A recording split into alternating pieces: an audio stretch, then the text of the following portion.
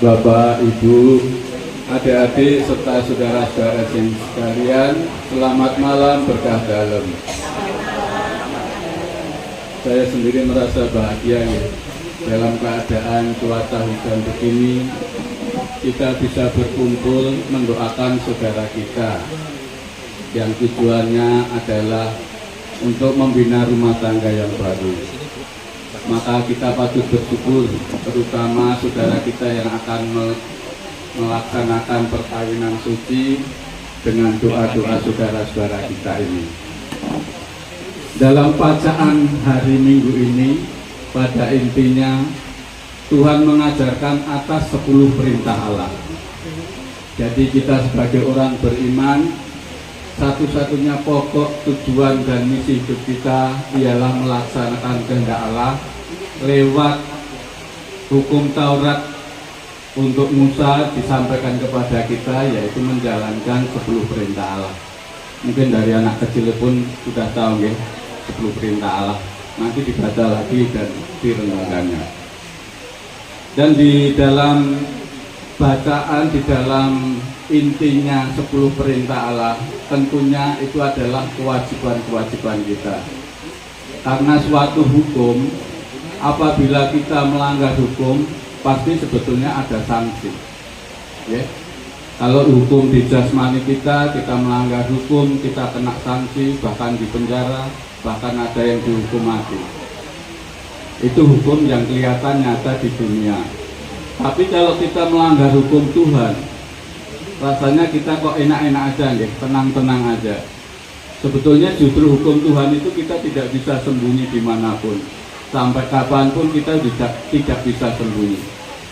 Karena yang melakukan dosa itu hanya kita sendiri yang tahu. Makanya sebagai orang beriman, kita wajib bahwa kebutuhan kita yaitu kebutuhan hukum secara jasmani dan rohani. Dan dalam bacaan-bacaan yang kita bacakan hari ini, itu adalah semua petuah-petuah dari Tuhan sendiri. Betulnya ini petuah bukan hanya untuk calon pengantin ya, untuk merefleksikan diri kita juga masing-masing, yang tentunya kita juga menjalani pernikahan. Jadi pernikahan istilahnya kalau saudara kita ini mau membangun rumah tangga yang baru, berarti bagus, semuanya baru ya. Kalau ada yang lama, penyesuaiannya susah. Jadi kalau yang baru gini istilahnya kita mulai dari nol ya. Kalau membangun rumah tangga yang baru, maaf ini karena saya juga mungkin kayak menasehati ya. Saya juga kayaknya seperti orang tuanya sebagai saudara-saudara kita ini, karena ya dekat, sama-sama dekat rumah. Jadi rasanya sebagai anak, setiap melangkah ke jenjang perkawinan, ya kita yang sudah mengalami pernikahan bisa men-sharingkan, bisa membantu. Ya, jadi pada intinya semua ini diarahkan kepada saudara kita ini dalam pernikahan membangun rumah tangga yang baru. Jadi membangun rumah tangga itu mulai dari nol. Jadi yang punya bangunan bahan-bahan semua cuma berdua. Orang tua saudara-saudara sendiri dalam perkawinan itu yang berhak cuma berdua. Makanya sungguh jenjang yang lebih berat, tapi memang harus kita jalani. Kalau kita bisa menjalani, itu istilahnya kita juga melaksanakan perintah Allah. Ya. Dalam pernikahan yang besok dilaksanakan, sebetulnya kita mendoakan saudara kita ini bukan besok pacarannya bisa sukses, meriah, selesai, bukan. Tapi jauh daripada itu, perkawinan itu untuk selamanya. Mungkin ini belum diberkati Tuhan, mungkin besok ada pertanyaan toh, kamu berani gak menjalani ini? Kalau enggak besok pun bisa dibatalkan, itu aja nanti tanya Romo gitu. Jadi memang itu sudah disepakati, kesepakatan yang itu bukan hanya di luar tapi dalam hati. Jadi istilahnya nantinya mungkin untuk bekal juga bahwa saudara ini menikah itu mengadakan perjanjian kontrak dengan Tuhan. Gitu. Dalam kontrak tidak bisa kita mengingkari kontrak itu. Kalau kita melanggar kontrak itu pasti hukumannya berat. Jadi makanya sini saya ambil keterikatan dari terikat sama Yahweh. Orang hidup terikat itu sebetulnya susah, gitu. Nggak mau, gitu. Kita maunya bebas. Tapi kalau terikat dengan Tuhan bakalan aman. Karena nanti ujung-ujungnya pasti ke Tuhan. Kalau kita terikat kepada duniawi, kekayaan, maaf, bukan dalam arti kita nggak boleh kaya, gitu. Secara duniawi itu sebentar aja bisa hilang. Tapi kalau ikatan secara jasmani, jadi pada intinya menurut saya dan untuk saudara-saudara kita ini bagus ya kalau sebutannya sama duit. Itu bekal utama ialah harus betul-betul bahwa kesepakatan itu dijalani berdua. Karena memang tidak bisa kita mengulang lagi. Beratnya sakramen, namanya sakramen suci sekali. Mungkin maaf ya, saya baru yang di sakramen yang paling istilahnya paling kuat itu ada sakramen tabisan imamat sama perkawinan. Perkawinan tidak bisa dibatalkan, imamat juga nggak bisa dibatalkan. Ya, pada intinya itu kesepakatan karena perjanjiannya dengan Tuhan. Tapi kalau kita melanggar dengan Tuhan, kesepakatan itu bisa berubah. Tapi pasti ada sanksi dan risikonya. Ya, pada intinya kalau yang sudah dipersatukan Allah itu tidak bisa diceraikan. Isi kontraknya itu adalah nanti.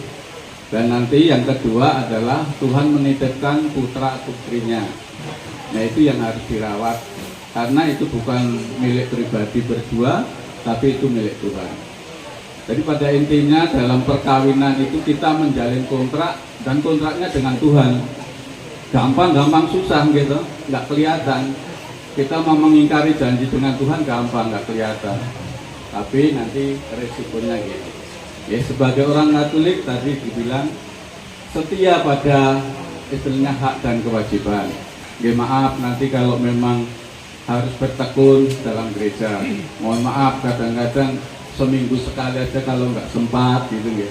Jadi pada intinya kalau kita sudah mengimani, apalagi sudah terikat kontrak, ya kita harus menjalankan dengan baik.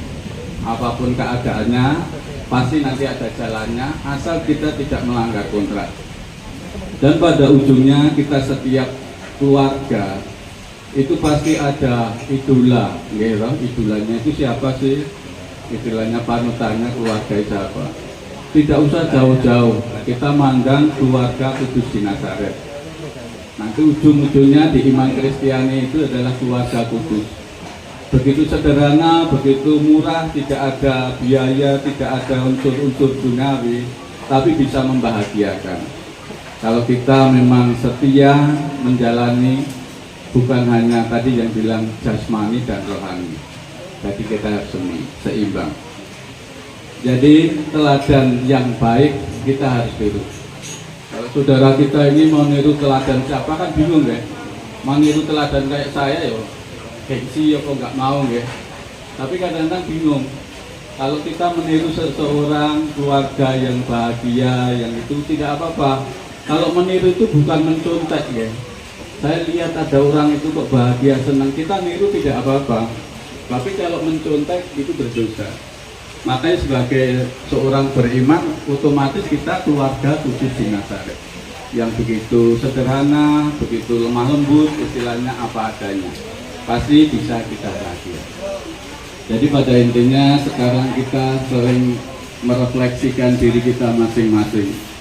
Mohon maaf kadang-kadang juga kalau keluarga bermasalah, pasti itu melanggar kontrak dengan Tuhan. Kalau Tuhan tidak bakalan istilahnya memutuskan kontrak, kadang-kadang yang menghindari kontrak itu dengan kita.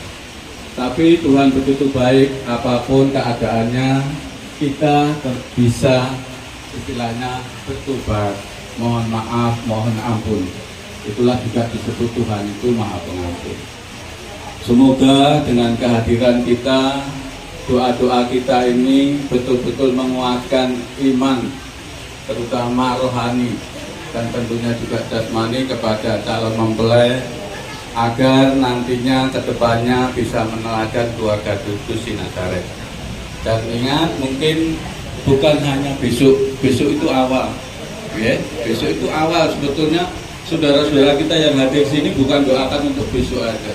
Kita berharap semua ini nanti kedepannya, bahkan seumur hidup tidak bisa diberhentikan. Kemuliaan kepada Bapa, Putra dan Roh Kudus seperti pada permulaan Marilah kita mohon kepada Tuhan untuk pemberkatan calon mempelai. Bapak, Ibu, dan saudara-saudara terkasih, sekarang marilah kita berdoa kepada Tuhan agar Allah sendiri berkenan memberkati kedua calon mempelai ini dalam mempersiapkan perkawinan. Marilah kita doakan litani kehadiran. Bergantian. Hadirlah di sini ya Allah, tinggallah di tengah kami. Hadirlah di sini, terangilah hidup kami. Bukalah mata hati kami agar kami melihat Engkau. Gerakkanlah hati kami agar kami selalu mengharapkan Engkau. Tunjukkanlah bahwa Engkau dekat agar kami merasakan kehadiran-Mu. Tunjukkanlah kekuatan-Mu dan bebaskanlah kami. Hadirlah di sini agar kami hidup. Engkau kuat laksana api, kobarkan semangat kami. Engkau fajar di pagi hari, terangilah mata hati kami. Allah segala kekuatan, Allah bagi manusia. Tunjukkanlah wajah-Mu, berilah kami hidup-Mu. Engkau Allah orang hidup, bukan Allah orang mati. Dekatlah pada kami agar kami hidup. Engkau cahaya pagi, datang dan bebaskanlah kami. Dari abad-abad Engkau selalu setia. Untuk masa kini pun Engkau Allah bagi manusia. Engkau Allah yang kudus, siapakah dapat melihat Engkau? Engkau jauh tak terhingga, namun dekat pula. Engkau sungguh Allah, bukan sekedar khayalan kami. Hadirlah di sini, jangan biarkan kami mati. Bila Engkau tidak ada, apa gunanya hidup kami? Jadilah napas kami, darah dan dalam hati kami. Dalam Dikau kami hidup, dalam Dikau kami berada. Kami ingin melihat Engkau sungguh dari dekat. Bukalah tangan-Mu agar kami mendapat makan. Jangan berbalik pada kami, jangan biarkan kami mati. Jangan biarkan kami kembali menjadi debu. Utuslah Roh-Mu agar segalanya menjadi baru. Berilah bumi ini wajah yang baru untuk semua manusia dimanapun mereka berada. Untuk semua manusia yang kaya dan yang miskin. Untuk semua manusia yang tua dan yang muda. Engkau lubuk hati kami, terang hati kami. Kami berseru padamu, hadirlah di sini. Di tempat ini jadilah damai-Mu. Di dalam rumah kami tinggallah damai-Mu. Tampakkanlah diri-Mu dalam dan ciptakanlah damai. Bagi anak-anak kami jadikan masa depan. Jadilah Engkau masa depan bagi hidup kami di sini. Pada Dikau kami percaya. Engkau tak pernah mengecewakan orang yang percaya kepadamu. Amin. Allah Bapa yang pengasih, sudilah Engkau memberkati calon mempelai ini. Semoga mereka saling membantu dalam membangun keluarga Katolik sejati. Semoga para kudus di surga merestui niat mereka untuk membangun hidup berkeluarga. Semoga para malaikat senantiasa membimbing dan melindungi perjalanan hidup mereka berdua, agar keluarga yang akan mereka bangun terhindar dari segala percobaan yang dapat mengganggu ketentraman hidup mereka sekeluarga. Semoga segala persiapan dan pelaksanaan pernikahan mereka berjalan lancar, karena Engkau sendiri yang menjagai dan menyertai mereka semua, dengan pengantaraan Kristus Tuhan kami. Amin.